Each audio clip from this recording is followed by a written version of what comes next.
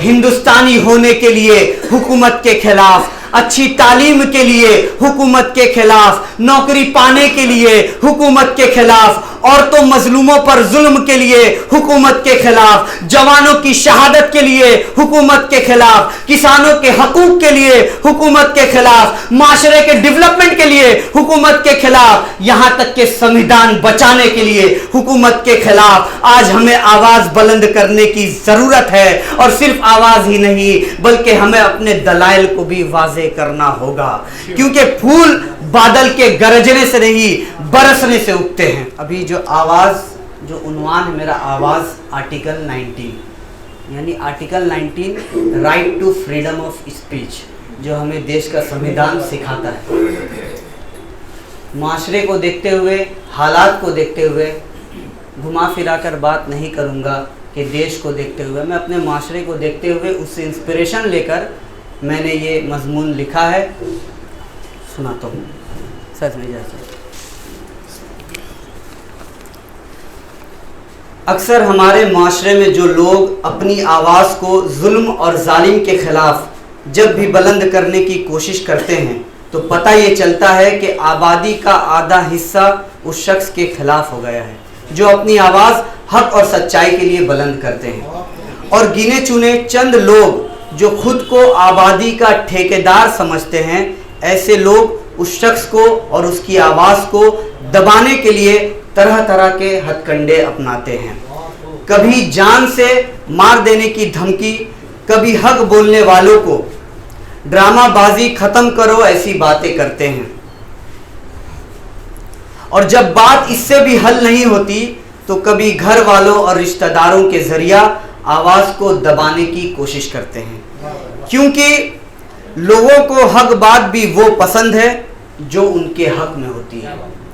पर अफसोस यह है कि आबादी के बेशतर लोग, जिनमें तालीम याफ्ता हजरात भी शामिल हैं और जो खुद को दानिशमंद और आलिम समझते हैं, वो भी सब देखकर, सुनकर और समझकर हक बोलने और आवाज़ बुलंद करने से परहेज करते हैं। हमारे देश के फादर ऑफ नेशन यानी महात्मा गांधी जी के 3 बंदर, सुबुध गुप्ता जो कि एक मशहूर हिंदुस्तानी आर्टिस्ट हैं, उनकी तख्लीक करदा मुजस्समा साजी का एक सिलसिला यानी सीरीज़ है जिसमें फौजी सरबराह के मुख्तलिफ अक़साम की 3 सरों की तस्वीर कशी की गई है जो इस उसूल की नुमाइंदगी करते हैं, बुरा ना देखो, बुरा ना सुनो, बुरा ना कहो। लेकिन आज हमारे माशरे का हाल इतना बुरा हो गया है जहां हम बुरा देख कर भी अनदेखा कर देते हैं, बुरा सुनकर अनसुना कर देते हैं, और हमारी आवाज़ जब भी उठती है तो जालिमों के बजाय मजलूमों पर उठती है। अगर यही सोच भगत सिंह, शिवाराम राजगुरु, महात्मा गांधी, सुभाष चंद्र बोस, मंगल पांडे, अबुल कलाम आज़ाद, राम प्रसाद बिस्मिल, अशफाकुल्ला खान, दुर्गावती देवी, झांसी की रानी, बीना देवी वगैरह की होती तो शायद आज भी हम अंग्रेज़ों की गुलामी कर रहे होते।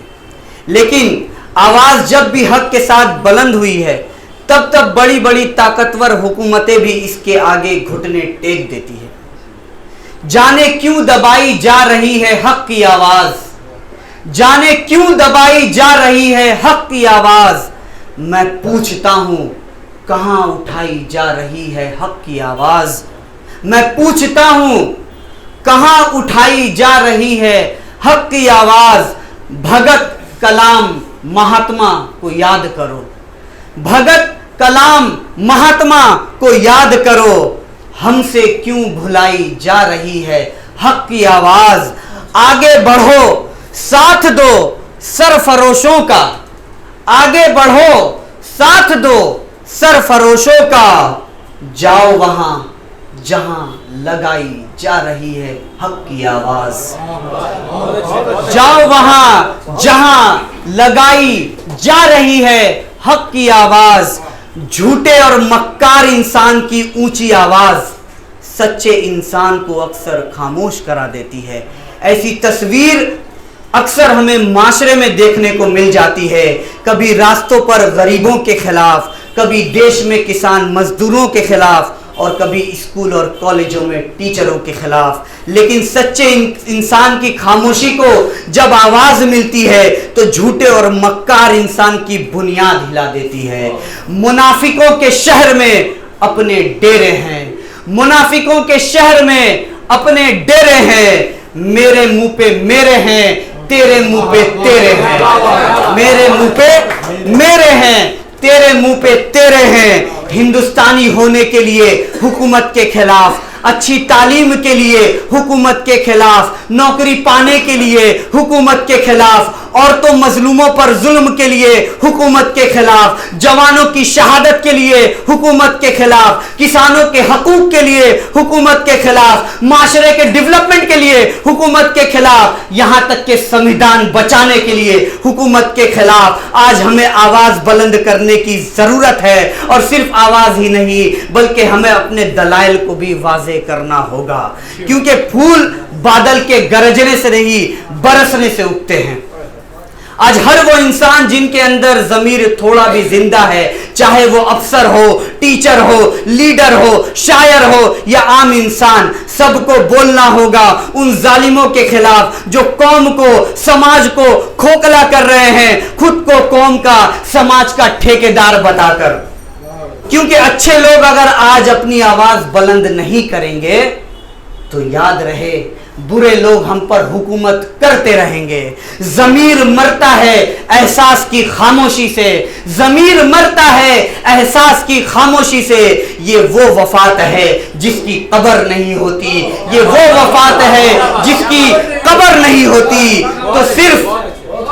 तो सिर्फ लीडरान भाषण देना अपनी जिम्मेदारी ना समझे, अफसरान सिग्नेचर कर देना अपनी जिम्मेदारी ना समझे, टीचर हजरात पढ़ा देना अपनी जिम्मेदारी ना समझे, और शौरा सिर्फ शायरी कर देना अपनी जिम्मेदारी ना समझे। इलेक्शन के वक्त आता है, इलेक्शन के वक्त सियासी पार्टियां आती है और हजार वादे कर जाती है। उन वादों के सहारे तुलबा, युवा, मजदूर, किसान, औरतें, कारोबारी और हर आम इंसान सपने देखने लगता है। तुलबा सोचते हैं उनके तालीमी निज़ाम को बेहतर बनाया जाएगा, युवा सोचते हैं उनको नौकरी मिलेगी, मजदूर सोचते हैं उनको रोजगारी मिलेगा, किसान सोचते हैं उनकी परेशानी को दूर की जाएगी, औरतें सोचती हैं उनकी तहफ्फुज़ की बात होगी और उन्हें आगे बढ़ने का मौका दिया जाएगा। कारोबारी सोचते हैं उनके कारोबार में किसी स्कीम के तहत इजाफा होगा। इन सपनों और वादों के सहारे जब वो सियासी पार्टी जीत जाती है और फिर अपने वादों को भूलकर चंद मक्कार लोगों को मुनाफा पहुंचाने लगती है, उसके बाद आहिस्ता आहिस्ता ये वही मक्कार लोग हम पर हुकूमत करने लगते हैं। तब एक आवाज माशरे से उठाई जाती है उन मक्कारों के खिलाफ। उस आवाज को खामोश कराने के लिए लोग धमकियां देते हैं, कुछ तो ये भी कहते हैं बेटा बहुत बोल रहा है, लेकिन वो आवाज झरनों से गिरते हुए उस पानी की तरह है जो कभी खामोश नहीं रहती। उसकी आवाज भी उसके दलाइल की तरह ऊंचे होते हैं। जो देखता हूं बोलने का आदी हूं, जो देखता हूं बोलने का आदी हूं। मैं अपने शहर का सबसे बड़ा फसादी हूं, मैं अपने शहर का सबसे बड़ा फसादी हूं। जो हक की राह पर चलते हैं और अपनी आवाज बुलंद करते हैं, ऐसी आवाज को मेरा रब कभी तन्हा नहीं छोड़ता। हरम की पासबानी सिर्फ सजदों से नहीं होगी, हरम की पासबानी सिर्फ सजदों से नहीं होगी कि खाके ज़मीने करबला कुछ और कहती है। बहुत बहुत शुक्रिया।